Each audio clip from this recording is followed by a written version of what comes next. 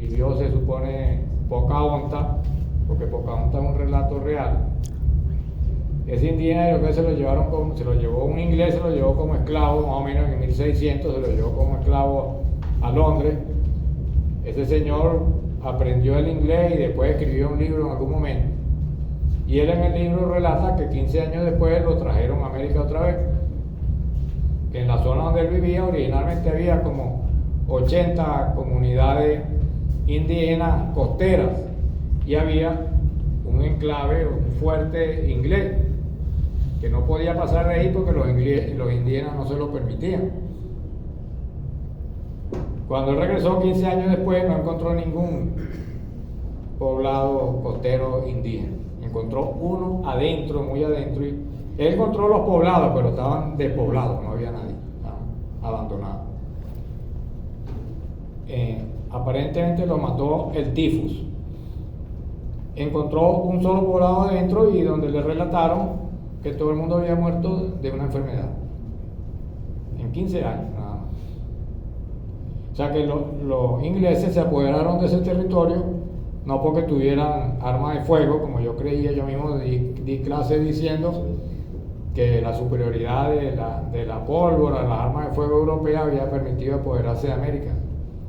Pues hay investigadores en Estados Unidos, como investigan todos, que han probado que la flecha iroquesa, digamos a 50 metros, atraviesa el peto de los ingleses de esa época, lo atraviesa, que es un peto de lata, y el arcabuz inglés a 50 metros no atraviesa el peto de madera de los iroqueses.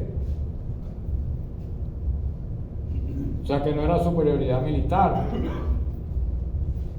Lo que ocurrió fue un desbarajuste absoluto que ocurrió también en Tenochtitlán. Tenochtitlán estuvo 2 años rodeada por Hernán Cortés.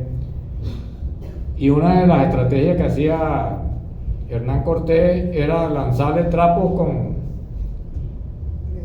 tifus, con viruela, con sarampión, con lo que sea, por encima de las murallas, porque ya los europeos sabían lo mortal que eran las enfermedades que ellos traían para los americanos, para los indígenas americanos.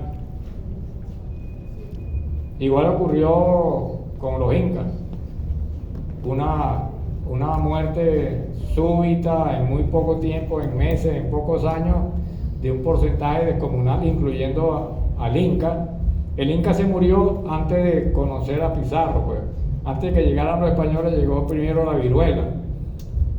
Y se murió el inca y estalló una guerra entre los dos hijos del inca y llegaron los españoles en medio de la guerra y en medio de la gente muriéndose y en medio de la confusión se apoderaron del Perú, un imperio que tenía un ejército de 100.000 soldados y lo que tenía Pizarro era 300.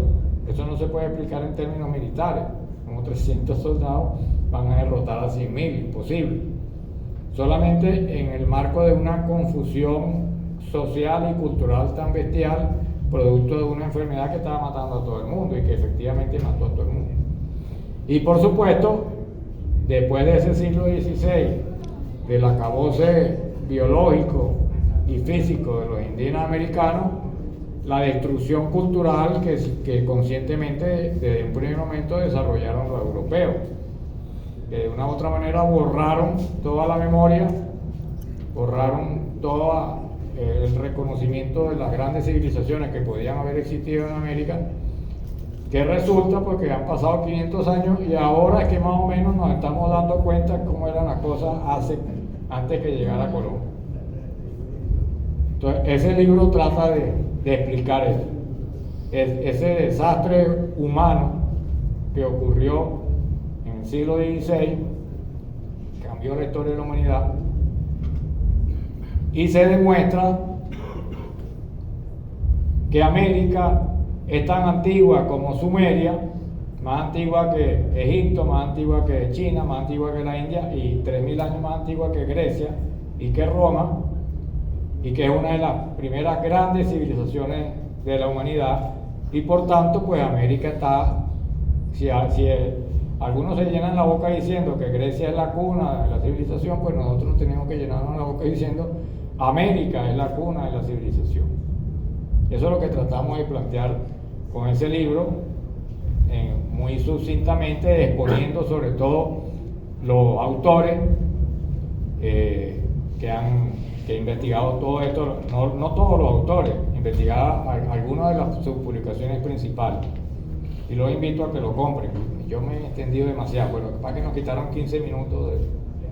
Las compañeras también van a dar una opinión al respecto.